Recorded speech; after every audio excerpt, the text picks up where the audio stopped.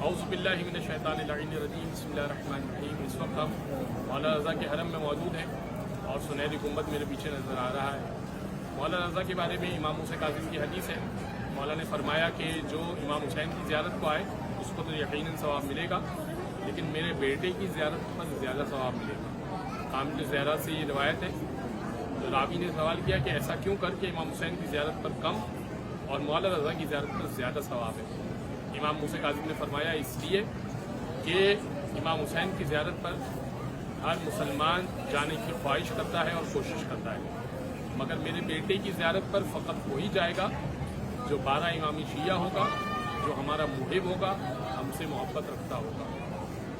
خود مولانا رضا کی حدیث ہے، جو میری زیارت کو آئے منظارنی فی حیاتی اور بعد مماتی، جو میری زیارت کو آئے میری زندگی میں یا میرے مرنے کے بعد 3 مقامات پر میں اس کی زیارت کو آؤں گا، میں اس سے ملاقات کروں گا۔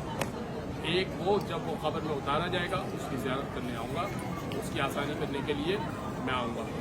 دوسرا وہ جب کتابیں کھولی جائیں گی، کتب جب کتب کھولے جائیں گے اس وقت میں اس کی مدد کرنے کو آؤں گا، میں اس کی زیارت کروں گا۔ اور ایک وقت جب وہ صراط پر چلایا جائے گا، پورے صراط پر اسے بھیجا جائے گا، تب اس کی مدد کرنے کے لیے میں اس کے پاس آؤں گا۔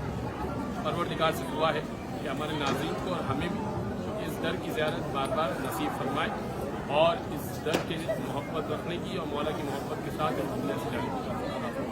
وآخر دعوانا ان الحمد للہ رب العالمین۔